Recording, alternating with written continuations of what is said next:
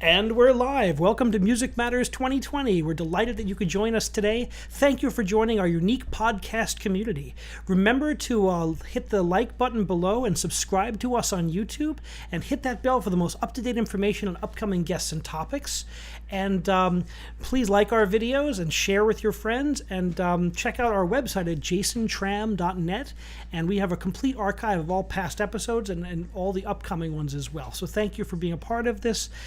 Music Matters 2020, we delve into the issues and the concerns in 2020 in the classical music and the performing arts world, as seen through the eyes of distinguished colleagues. And today we have a wonderful international opera conductor joining us today, Maestro Gregory Buchalter from New York City, and a prominent conductor in the New York opera world for many years. Welcome, Greg Buchalter. Thank you so much for joining us today on short notice. You may see I'm wearing a Hawaiian shirt. We were originally supposed to have a choral conductor from Hawaii, Jace Saplan, but they're right now in the midst of one of the worst storms in the last 20 years, so we wish our Hawaiian friends well as they're weathering the storm out there in the islands. Yep, indeed. I'm actually in Florida right now where I have a place, and we're in hurricane season, so we also at any point could I didn't realize hurricane season was so early. That. I always think of hurricane season as more September, but I guess we're in it now. It officially started over a month ago, actually. Yes, but the big ones tend to happen a little later, I believe. I've never been in one, so. So I'm looking through your bio here, and of course I've known of your work for many years. You've been artistic director of Opera Fairbanks, Camerata of Washington, Opera Camerata of Washington, formerly of the Las Vegas Opera. So you've been all over the United States. You've had a very busy guest conducting schedule in Europe. We can go through some of those as we go, and a wonderful 30-year career full-time at the Metropolitan Opera. Yep. So tell us how you started your artistic journey. Yes, absolutely. I actually, as a New Yorker, like you said, I went to school here, and I went to Performing Arts High School, which is a very famous school, which kind of ended when I graduated there. The building on 46th Street and between 6th and 7th Avenue kind of collapsed. but it had a great history. I mean, Al Pacino went there, and actually Harry Belafonte spoke at our graduation there because his daughter was one of my classmates. But in any case, Performing Arts High School was great because it was so concentrated in music, and I knew even from that young age that's what I wanted to do. Actually, my father brought home, this was in the days of recordings of vinyl, and he brought home recordings of, they used to have these great composers, and it was like it was a story of the great composers. He brought Mozart and Chopin, and somebody narrated the lives of the composers and with musical examples. And I was so captivated by the drama of what these composers went through with their lives, dying young and starving, and all the rivalries amongst them, and then the great stuff, the great output of that they contributed. And I just fell in love with the stories, and I asked for a piano, and I just started piano lessons on my own. I was kind of self-taught, and then I had a teacher. I just always knew I wanted to do it. My parents were artists, painting, visual artists. I cannot draw a line, but I just knew that my forte was in music. It was calling me. It's one of those things you just know. I wasn't forced into it. If anything, my parents knew what a difficult life and career it was, and they kind of discouraged me. So, but I knew I had to do it, and I did everything to go there. So when I got into Performing Arts High School for a teenager, that was a big deal. When we graduated, my last year there, they were making the movie Fame, and we all kind of gravitated in it as extras. And I'm in the movie, and you can see me some close-ups playing the violin, which I played as a second instrument in school. And because piano is my instrument, I'm also playing in a four-hand scene where you see my hands. So people don't know that I'm actually in the movie Fame. Sometimes people are more fascinated than that by any of the professional things I've done as a musician. I didn't know. That's fantastic. Yeah. But and then I went to Manhattan School of Music. I spent 2 years there. I was actually, Laura Zacek was in my class. I remember we talk because now I've worked with her so many years at the Met, and she coaches with me a lot. And we we were sitting there in cafeteria. I was helping with her theory work. I always remember, and we had fun in those days. And then after a couple of years, I just started working. I played for voice lessons in New York. I learned so much repertoire that way. I actually played for Franco Corelli. I was in a program in New Jersey called OMTI, Opera Music Theater. You know that of that. Jerome, okay, Jerome Hines was the head of it, and he brought Marilyn Horne and Franco Corelli and these great people there. And I got to play for Henry Lewis's the former husband of Marilyn Horne, conductor, and I learned so much from doing those. And actually, I assisted him when he did a magic flute with them, and you know how it is. As a young person, you learn so much. You learn from the things that don't work. You learn from the things that work. You learn from just every possible thing. And as a young person, and I'm always telling colleagues of ours, young conductors and singers, go absorb yourself into watching the pros. That's why a lot of people will say to me, should I sing in the Met chorus? I hear it pays a lot, and I can talk about this if people are curious.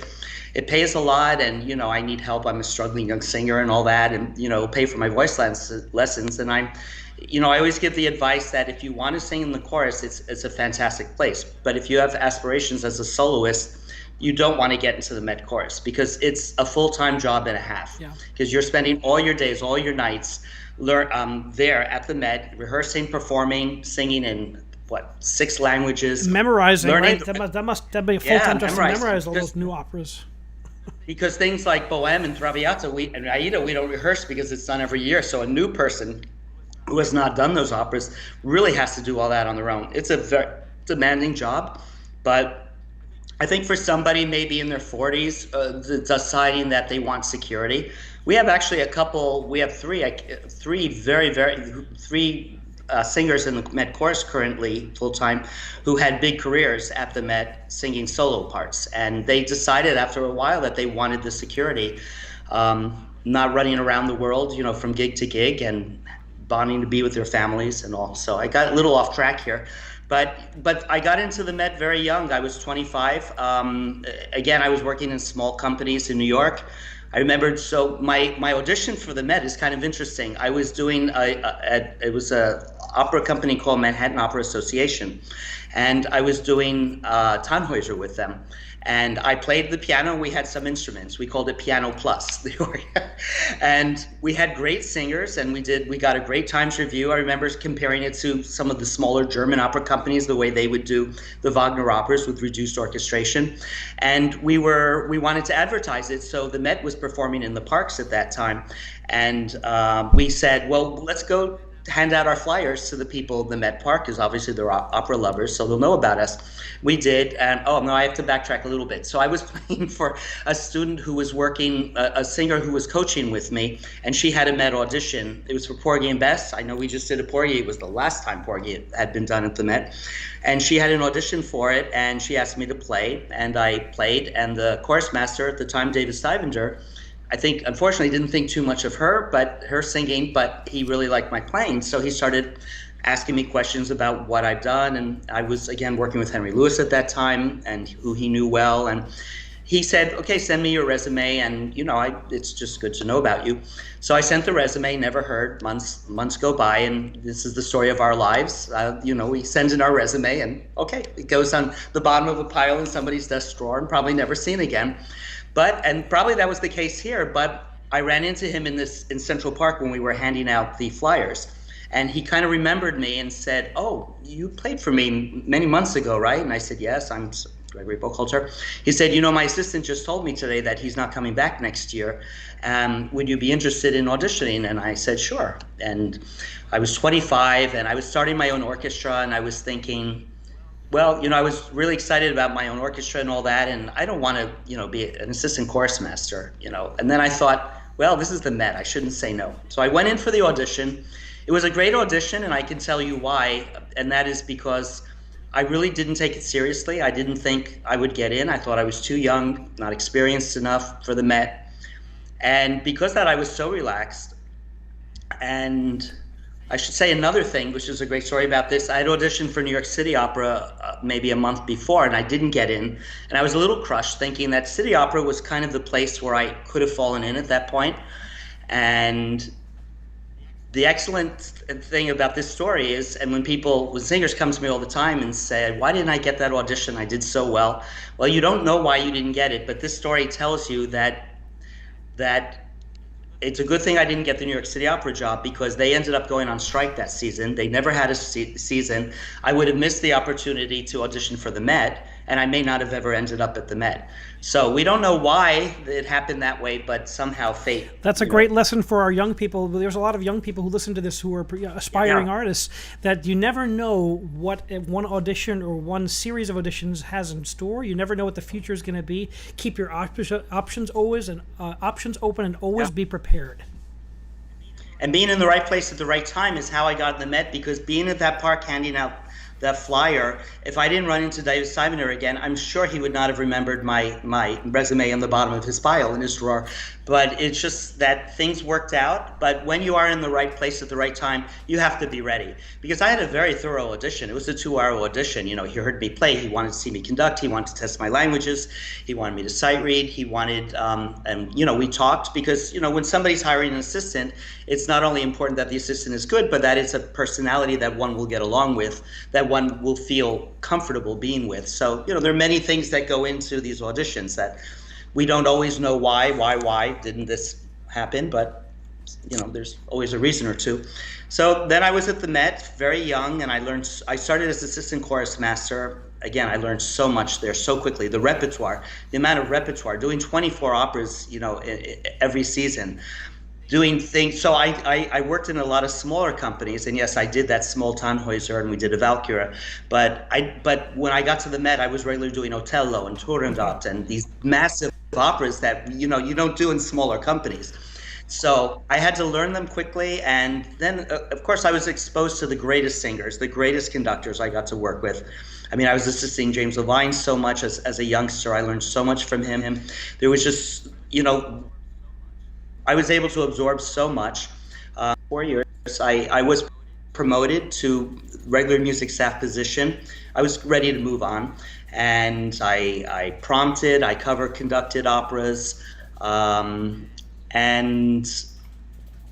yeah, and I spent 30 years there. So give us some stories and what are some of the some of the greatest moments you can remember being maybe in performance or being around artists who inspired you as you grew into your position?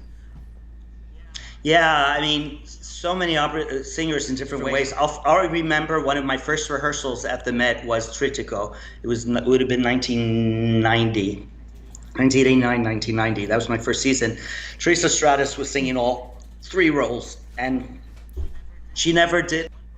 I think she did one performance, all 3 roles, and then every other performance she did Tabarro and then canceled before Angelica, because she was scared to death of Angelica. But she sang in our room when we were rehearsing to Angelica, and she sang Senza Mamma gorgeously. I mean, the high note to die for. And then she just said, "Was I flat?" She had this very husky voice, because she just never believed she was as good as she was. She was as great as she was. And yeah, and so that's just one of my early memories of doing that with her. And then I did Ghost of Versailles with her and many other things. She was just a wonderful artist to work with. There's so many, it's so hard to single. You just mentioned Jonas Kaufmann. You know, I worked on his debut. He coaches with me all the time when he's in New York. I mean, just great people that I've just been so fortunate to work with the greatest conductors. We were also talking. I got to do Tristan with Daniel Barenboim, which was just fantastic. I got to work with Kleiber a couple times. I got to Great Gatsby was one of my memorable times, because I had this part on stage. I was a stage band conductor. I mean, the jazz band conductor. There was a big jazz band. I don't know if anybody is familiar with the Harbison score, but it was very prominent, the jazz music that was on stage as part of the party scenes. We also had some offstage radio scenes where they manipulated the radio sounds to sound like an old radio from the 20s, cool. Which was really fun. Yeah, and but I mean, I got to kind of danced on stage while conducting. I got to do the Charleston with Susan Graham. I mean, that was just fun. That was 2000, I believe, the premiere of Great Gatsby. I see you on the stage every time Bohème gets remounted. I always see you on the stage. Tell us about that. I think I'm infamous for Bohème. Yeah, I mean, so what I've kind of specialized all these years at the Met was as the Maestro di Banda. They created that position for me, and people ask all the, it's the second orchestra that's usually behind the scenes, and people who are not musicians don't understand why there's a second orchestra, and I always during classes ask, why would that be? Of course, this is a different kind of class where I don't have interaction with people. Yeah, there's offstage music for effect all the time. Choruses, singers are offstage. The chorus in Cavalleria, where you hear the church scene, from far away. Gioconda has all the wonderful church singing from far away while the dramatic action is going on stage in conflict usually. And Verdi was the king of the offstage banda music. A banda it comes from the old the Italian terminology of a band, the local bands. Every little town, every little village had a band, and back then, there was no radio that they could turn on to hear the latest pop tunes, which was La Donna è Mobile, for example, when Rigoletto was premiered. That was the big tune of the day. So how did people get to go out and hear it? They went to the village plaza, and the band would come and play all these hit operatic tunes, and that's literally the beginning of what a banda was. And then composers incorporated them into the operas, and Verdi has them because of all the party scenes. You would have party music coming. Traviata, the whole first act is offstage party music. Rigoletto, Ballo in Act 3. Aida has, of course, the triumphant chorus.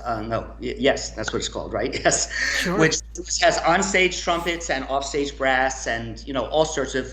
Les Troyens, also one of my memorable things that I've done at the Met, has 3 stage bands happening concurrently in the march of the Trojan March, where the chorus starts from stage left. There's an offstage orchestra on that side. They march on stage. Then there's a second orchestra, which is harps and oboes. There's brass on the first one, and then there's the big one on the other side of the stage, which is a big brass band. And you hear this wonderful antiphonal effect of music passing by. And so you ask about Bohème. The neat thing, when I listen to stereo broadcasts of the performances, you really hear the music start from far away, coming down the stairs, where I'm marching down the stairs conducting them.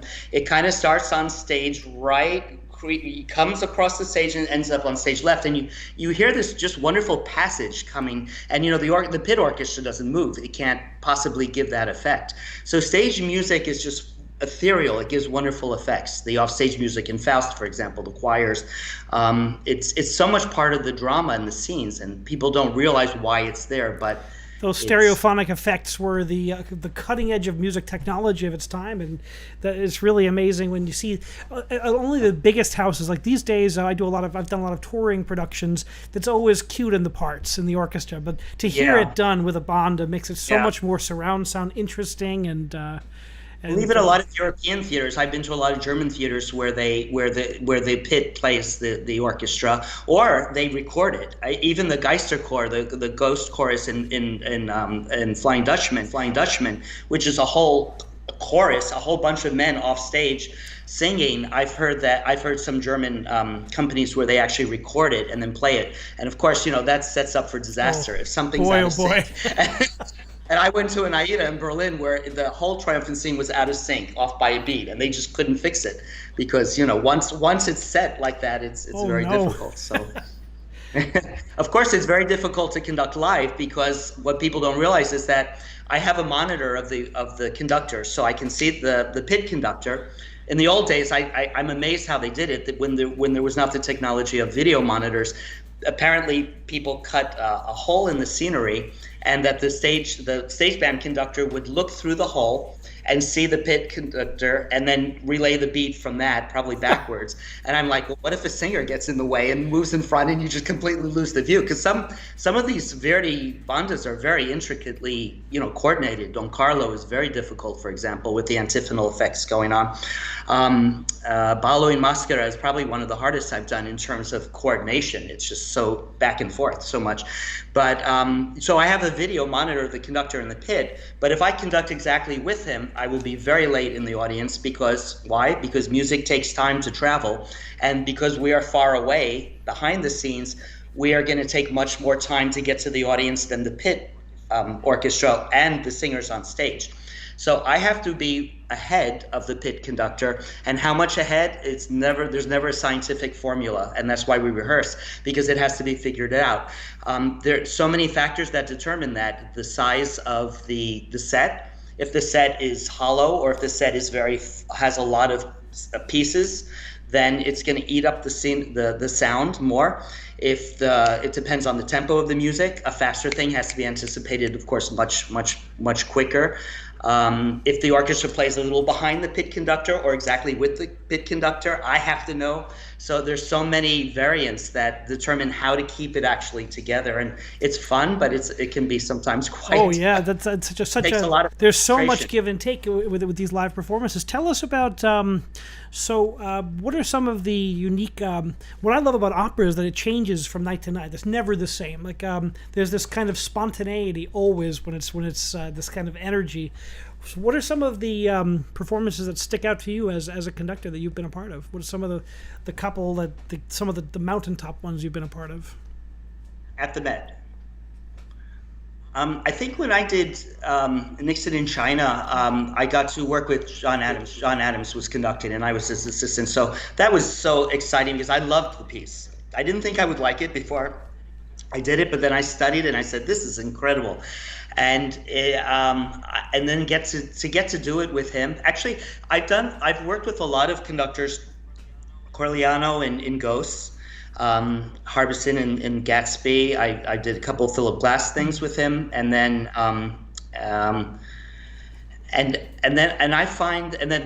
with John Adams, I just find that conductors are a lot more flexible. I mean, composers than I would have thought. For example, John Corigliano had to rewrite that opening aria for Teresa, for Marie Antoinette. That I think it was just recently on one of the Met telecasts, so it was interesting seeing that again. But I remember every morning that we would start rehearsal, Teresa wanted something rewritten again because she was very much a perfectionist. But also Teresa really went for the drama, not just vocally, but really how she would feel something. And John was so patient with her, and I remember every morning just something. Redoing it, sometimes completely redoing parts of it, and I kind of, as the conductors, as you and I know, if we're not flexible, we're not going to last very long. We're not going to get, especially in opera, where everything is at the whim of so many things that we cannot control. How a singer feels that day. You could rehearse and get things perfectly. Something like Casta Diva, which is, not easy to conduct. People don't realize it's one of the hardest things. And the singer, you can agree on everything, but we get to the performance and either nerves set in or the singer's having a bad day, and it can all change, and we have to be the singer. It doesn't do the singer any good to say, no, we rehearsed it and then we decided it's going to be this way. So we know that we have to be flexible in this business in order to have a good performance. And I think composers also realize that they have a good idea of how they want something to be, but until they actually get out there and hear how it translates physically into the singer's body and really how it works. So every composer important composer that I've worked with, I was always surprised how flexible they were. And I think I learned a lot as a conductor that, I know how Bohème is going to go. And I just conducted it recently in November, and I've done it for 30 years at the Met and conducted in many places. I know how I want Bohème to be, at least how I want to make it. But until I get to that first rehearsal with the singers and we have a musical and I hear the singers that I'm going to be working with and I hear how the Mimi breathes, and is it a bigger voice that needs more time, or is it a voice that just needs to go? I cannot say this is how Bohème has to be. I'm going to say, okay, this Bohème is, now we need to, I need to have the big structure, the big picture, but then I need to know how to adapt. Isn't that what makes the art form so exciting, is that it changes based on the people who are up there every time? It's never the same. And a different orchestra, it's never the same. It's never the same. We can be with our own orchestra, somebody that we work with regularly and they get to know us, and then we can really relax and do something great. Or we could be a brand new orchestra, maybe a European orchestra that plays behind the beat, and there's so many different kind of things. And some situations feel comfortable and you just feel like it's just like rolling along, you don't have to do anything. Others you feel like you really have to work too hard, and there's just no way to know until it happens. And that's the great thing about what we do, is that One has to be ready for That's the anything. magic. It's never boring, and it's never the same twice. I agree with you. Right. We have our first questions from the audience. Natasha Right. from Orlando asks, what are some of the musicians that you've worked with, some of the singers you've worked with for many years that you have the most satisfying collaborations with? Give us a few. You probably have many. And I know who Natasha is. Hi, Natasha. I mean, of the famous people, again, I've already mentioned Teresa Stratus at the beginning, and Jonas, who I've had a great collaboration with through the years. Diana Damrau, again, I worked on her Zerbinetta debut, and since then I've done so many things with her. She and Jonas to me are great artists because when I work with them, I almost don't have to do anything. They have such great ideas. I mean, I'm there to help them maybe make a choice, but they're so intelligent and they know themselves so well and what they're capable of. That's the kind of collaboration where it's just magical. It just works. Sometimes you don't even have to think about it. Then there are other people who really need my help and helping to form, and that's satisfying in a different way. But you're asking about what was the question? It's just who made the greatest impact? Yeah, give us some ideas. Some of these artists you've had long-standing working relationships with, maybe even outside the Met. I know you've worked with some of these artists in other places too. What's it like to work with some of these artists that you met at the Met in other places? Yeah, one of the best. Well, okay, so Maria Ewing is somebody that I'd worked with at the Met, but a little bit, and then I got to conduct one of the best things I've done was Salome in Savonlinna Festival in Finland, and she was singing Salome, and this was a role that she was so known for, and it was my first time conducting Salome, and she was kind of at the end of her career, and I wasn't necessarily starting there. It was my first Salome, I don't have to explain that. And Helga Dernisch was the Herodias. I mean, it was just an incredible cast that I got to do. Again, I learned so much from Maria about how her instinct was so good. And she just went so much on instinct and character. And sometimes she didn't worry so much about vocally what came out. I mean, yes, of course she had to be careful, but it was just that instinctive feeling, and that kind of helped propel me along that way. Some singers are very careful and they're so caught up in their vocalism that they kind of lose the spontaneity of the character. The great thing again is that singers are all so different. They're human beings as we are, and every conductor is different, and we should all be different. And again, it's part of being flexible that we learn so much from one another. And it's great when you have a collaboration with the same person over and over, like people that coach with me that regularly, we get to know each other and we can pick up where we left off and just kind of keep going, as opposed to a new person where you're kind of starting over. I don't know. Each situation has a great, but I mean, Maria was fantastic to work with in that case. Did you play the Idomeneo? I don't. Yeah. Yes, we were talking during that. Okay. That was our opening. Yeah. Okay. So that was that was the last thing I conducted before coronavirus canceled everything, and it was fantastic because I was in one of the greatest conservatories in the world, and the orchestra was just fantastic. And they didn't know Idomeneo. It was a brand new work to them. So I got to really teach it to them. I mean, they were fantastic. So at the Met, doing Idomeneo or doing Merge Figaro or the things that we do all the time, a new conductor coming in can only make so much of one's mark. But here I was able to form these young students who've played Mozart. They've all played Mozart, but the style of Idomeneo is so different than Don Giovanni or Così fan tutte. And to be able to teach them that, and then the singers were students, fantastic students, but in a different means, with different means than the professional, than Hildegard Behrens, or I'm thinking of people who have done it at the Met. So each situation is very unique and different.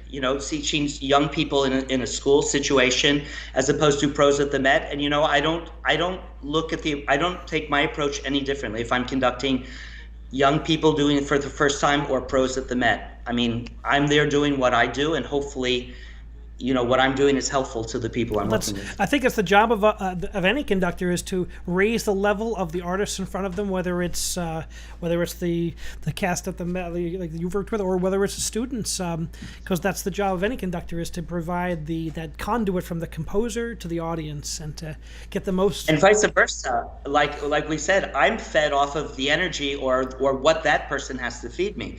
I mean, if I'm doing a piano concerto with somebody, that pianist is going to influence what I do with the orchestra. I mean, not only because I'm more of an accompanist in that case, but because I'm at the whim. I think Bernstein had a very famous performance of the Brahms First piano concerto with Glenn Gould, right? And there's been a lot written about this, where Glenn Gould played it at such a slow. What was it? I think Glenn Gould's tempo was nothing that Lenny could. Lenny was famous for slow tempos, Yes. but I think Glenn Gould wanted it so slow and they could not agree on this. And Lenny just kind of threw his arms up and just said, "Okay, this is what it is." But he made an announcement before the audience. This was the New York Philharmonic. There are recordings of this where he actually prefaced it saying, "This is not how I would do Brahms First," and kind of made this, But Lenny had a kind of knack for talking Certainly to the audience, and that was kind of his. And he wasn't really putting him on the spot. He said, "We just have two very different approaches to this, and this is what we're going to give you." We have another question So- from the audience. This is Matthew Lafer, who is someone we probably both know. He asks, outside of the Met, what are some of the international collaborations that have really inspired you, where you've had a chance to make your mark on a production? What are some that have been special to you over the years? Thank you, Matthew. That's a great question. In addition to the Salome that I just mentioned in Finland, I got to conduct Fledermaus in Vienna at the Vienna Volksoper, and to conduct their music, even though I have Austrian background. My grandfather was Austrian. That's where my name comes from. I'm still an American, and to go over to and do Fledermaus, which is you can't have something more Viennese than that. It was a great honor, but it was also a situation where I realized that I had to know how they do it, and I had to kind of be part of that. Even though, of course, as an American, as an outsider, as a human being, I'd be instilling my own way of doing things. I also realized that they would not respond very well to me if I tried to do something so outside of their tradition.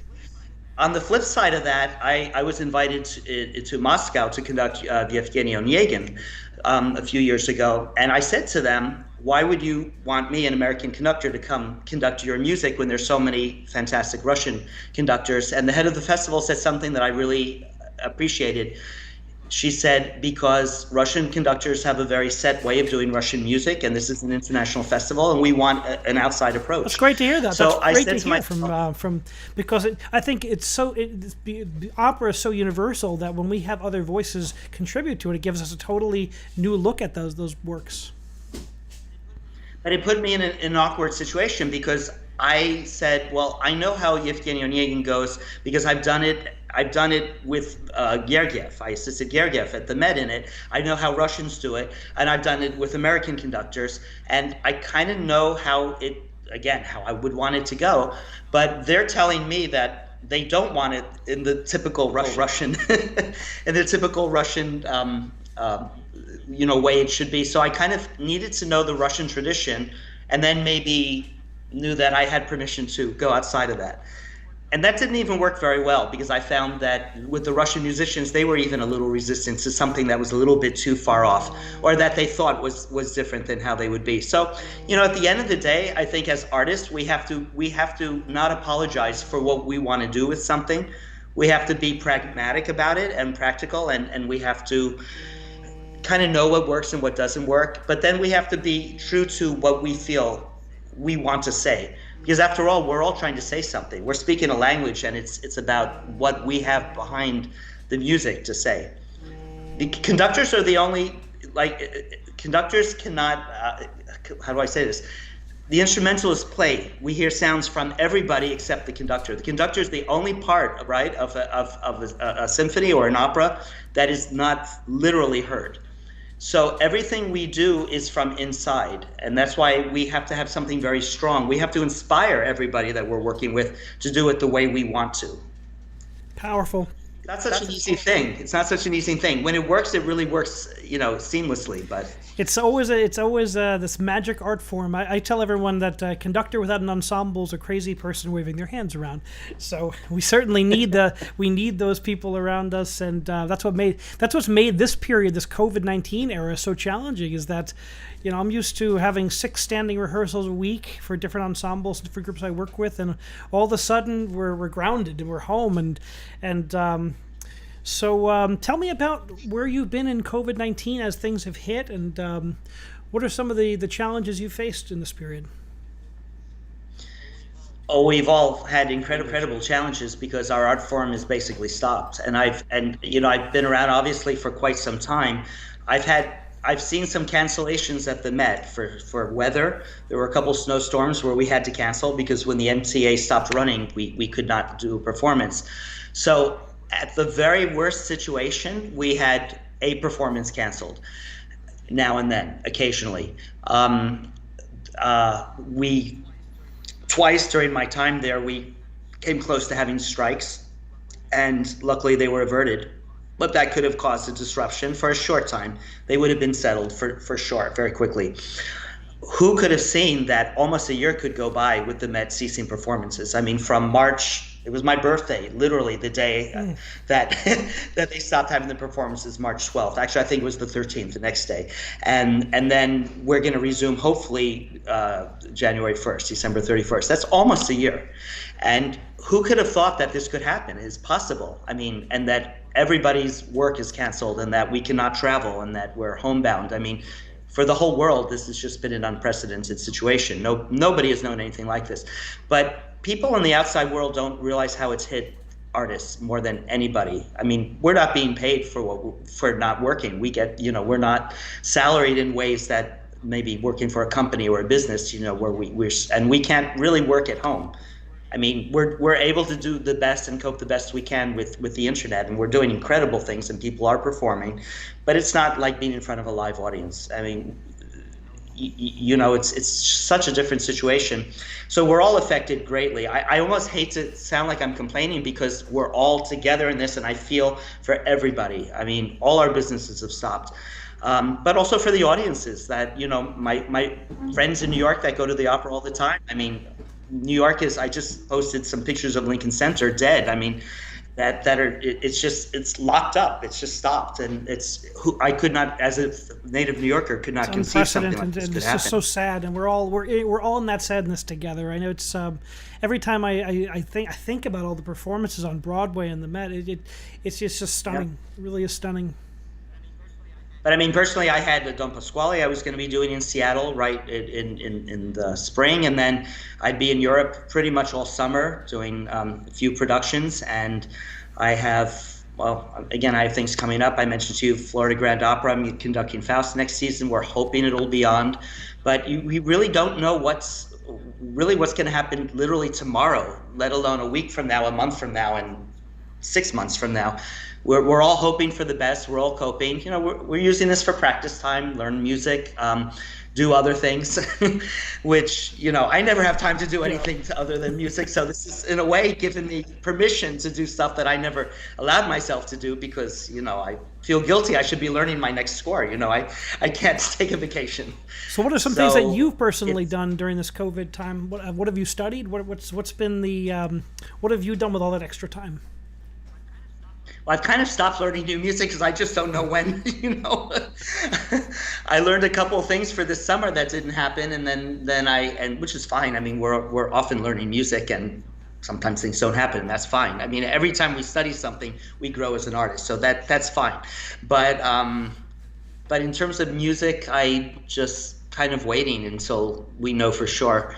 I mean, I'm not a beginner. I'd say for somebody who's just beginning, this is time to learn all your operas, all your roles that you're going to eventually do. So I'm in a little bit of a different situation than that. But I'm here in this house in Florida that I have as a second home, and I've been enjoying taking care of my pool and gardening, something that I had hired people to do, and now I'm doing it myself because I want things to do.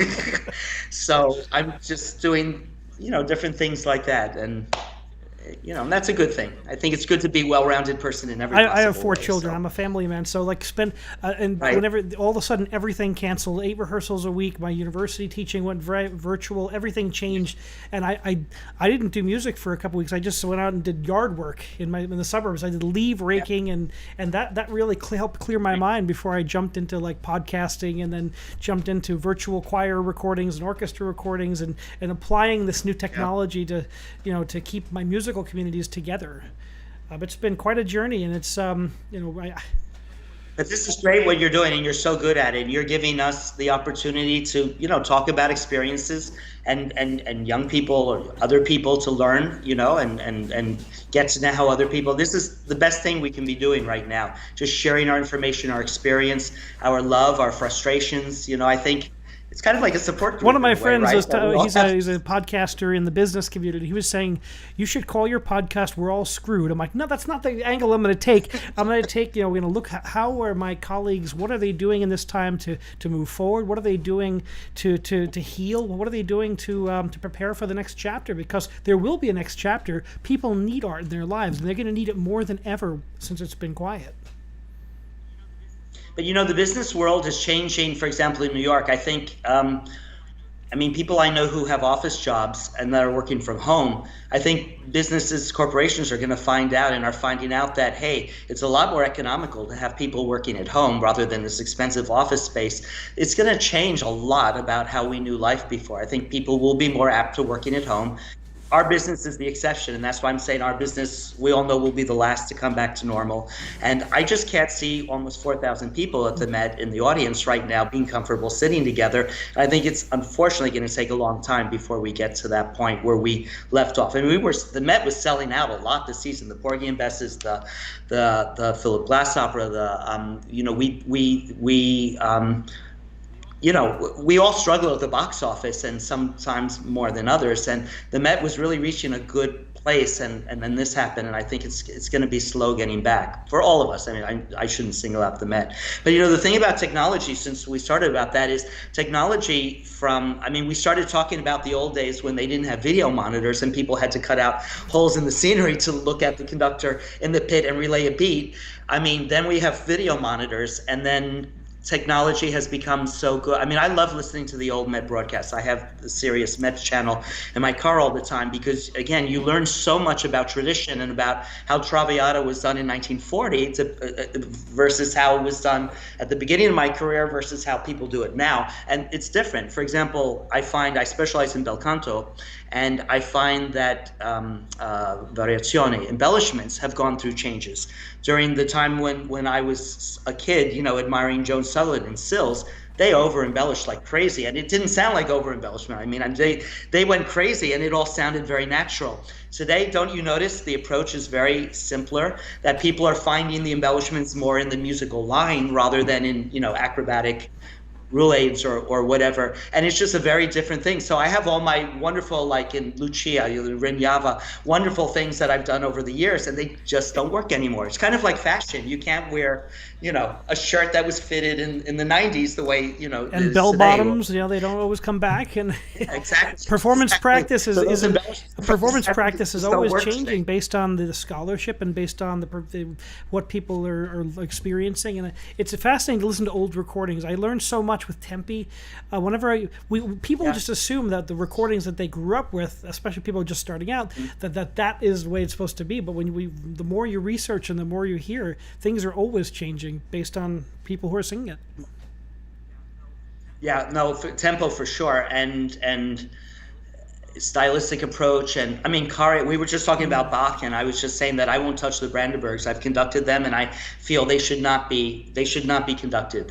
You're better off just having the chamber like music. But then you hear these recordings of Karajan in the Berlin Philharmonic with 100 people playing what I think should be chamber music, which is a few instrumentalists, and it's again a stylistic change. I don't think anybody could get away with conducting the Brandenburgs today with a full orchestra. It's just something that would be unheard. It sounds like today. Strauss to me. It always sounds so grand, and Bach wouldn't have had that sonic canvas to work with. It wouldn't have been his choice. But the thing about technology is that things were advancing in a way that now stage productions use. I mean, I'm thinking of our ring, the La Page ring that we've been doing for the last 20 years or so.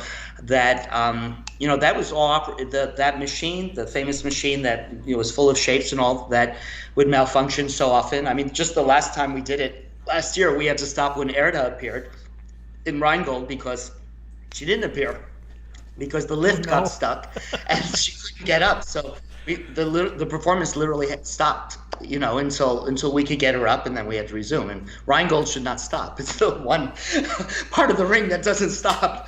But anyway, there were times. I remember the first time we did the HD of Valkyrie, not this past season, but the first time. I think it was 45 minutes late because the whole computer had to be reset because there was some problem right before we started the performance. So technology has really kind of taken over life, even in this respect. And then, of course, Peter Gelb had started the Sirius broadcasts where we're on the radio almost every night, and the HD broadcasts, which have been so successful.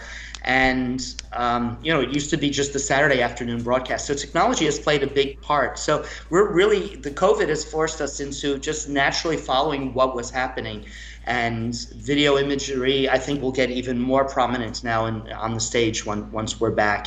So technology is a part of everyday life, and certainly that doesn't exclude music. We have one more question from a member, someone we both know. This is from Nathan Hull in New York City, who asks, what is your approach to learning new repertoire as opposed to standard repertoire? Thank you, Nathan. And he asked because I've done 3 premieres, American premieres with him. Thankfully to Nathan, that has introduced me to some wonderful pieces that I would not have known.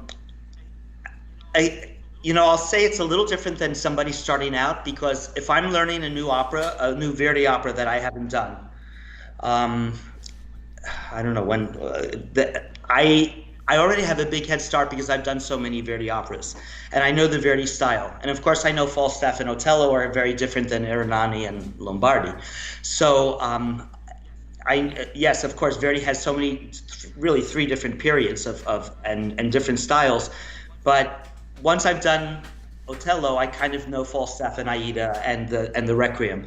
Once I've done, again, Ernani, I know Nabucco, or the style of it. And it's so much quicker to learn. It's that first time you're learning something in a new genre. Same thing with Puccini. I mean, I've done all the known Puccini operas, and Mozart. We were talking about Idomeneo. Idomeneo is different, very different than the Da Ponte operas or than the Zauberflöte, but it's still Mozart. And I think so the more you do, and I say this to young people all the time, the more you do, the easier it gets. I remember somebody telling me when I was a kid, sight reading and all that, and the person said, it was a mentor, said, you only sight read something once. And I thought about it, that's true.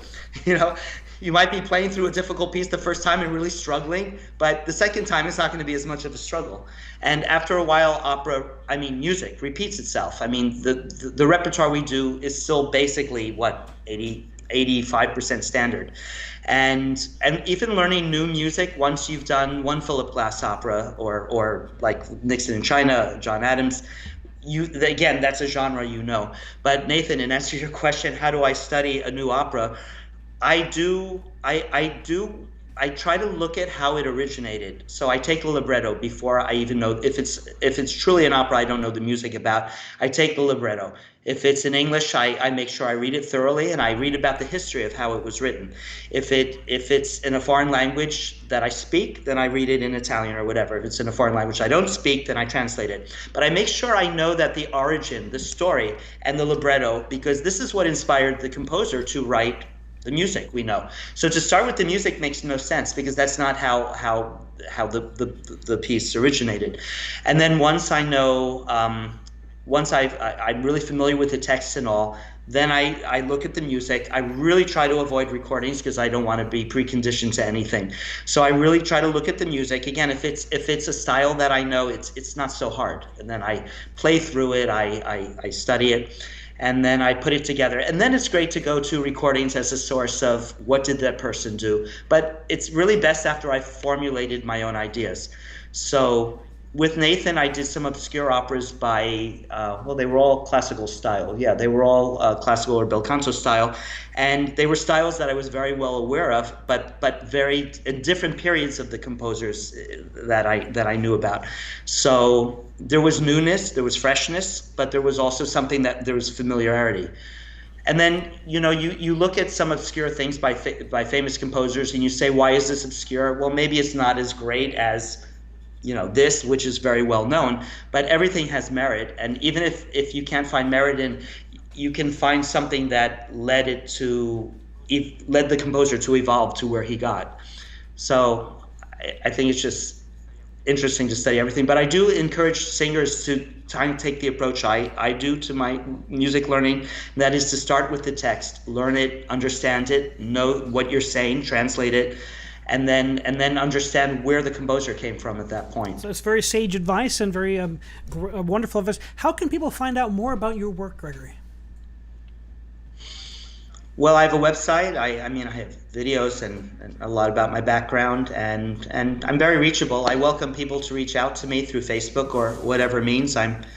Again, this time when we have time, because in the real world, one has so little time because one's so busy working and doing productions and learning music.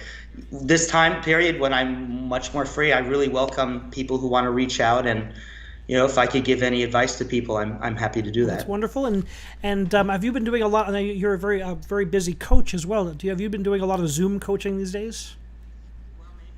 Well, maybe you or people out there can tell me. Yes, I have been a lot, but I get frustrated with the delay, and I find it's a different approach.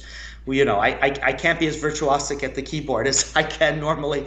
I have to kind of simplify it just because it's too confusing with the delay. Is there a better way of? I had a sitar player from the Brooklyn Raga Massive on a couple of days ago, and he's a tech wizard apparently, and he was telling me about there's multiple companies making low latency software. But you have to be within a couple 100 miles of each other, and it takes about 3 hours to get the computer the settings to lock in. So the answer is not yet. Yeah. It's amazing. Again, we've been talking about all this technological breakthroughs in life and in the arts, and yet we cannot sync up two people together. I've been doing Zoom choir rehearsals for my different choral societies and my summer residency at Ocean Grove, and we'll have 60 people on a phone call, and there's no way for 60 people who are scattered all over the country to be on the same tempo at the same time. So generally it changes the way you do it, but that doesn't exist yet, and we have to get back together in front of each other to do actual ensemble music, which is unfortunate, but we will continue until we are at that point.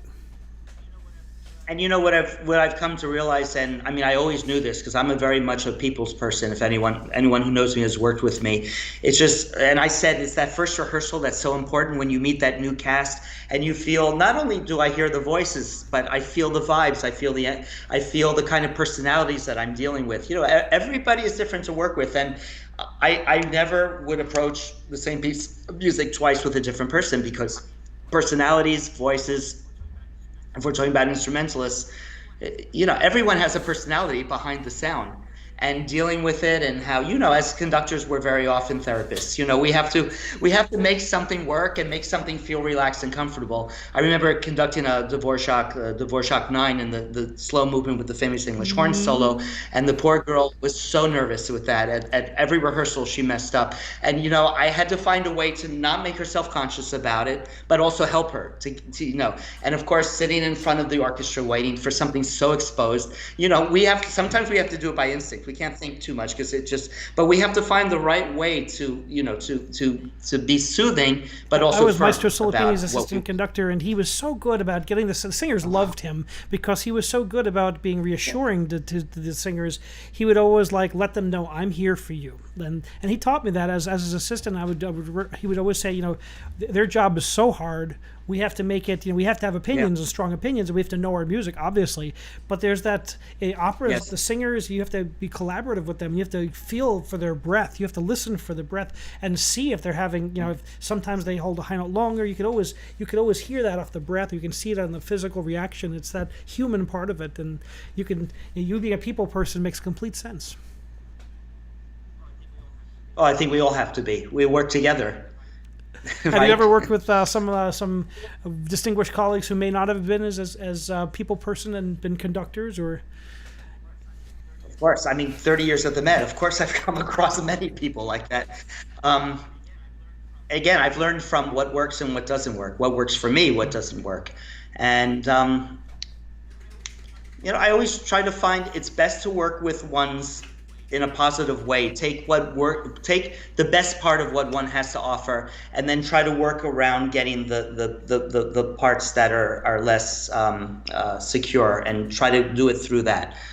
Um, very positive yeah, approach, sometimes it's very hard to positive describe. approach, and I look forward to seeing you again. We actually met for the first time doing that Amore opera. We were both doing. I was Right? doing Don Pasquale, and you were doing one of Levo. Levo Pasquale, yeah, that's one of the obscure things I was talking about by a famous composer, and trying to justify. Well, some of this music it's not Lucia, it's not Elysir, but it still has merit. And how do you present it in a way that, of course, there are always going to be people interested in something different, but then people who really couldn't care less and just want to know, great music. Or I'm not saying that correctly, really, but how do you present this as a great piece when maybe it has some flaws, and we have to.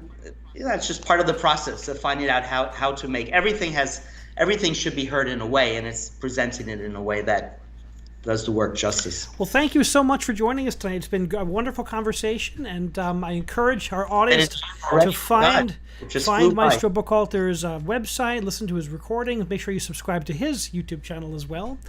And thank you so much. It's been a pleasure. Thank you, Jason, for having me. Thank you for joining us at Music Matters 2020. If you liked our program, please consider subscribing, like the video, and also reach out to your friends. Bring them along with you. The more that are in our community, the better. It's a pleasure to bring these great voices on to discuss the time and the challenges we all face as artists today in classical music. Thank you so much, and we wish you all the best. Remember, keep music alive. Good night.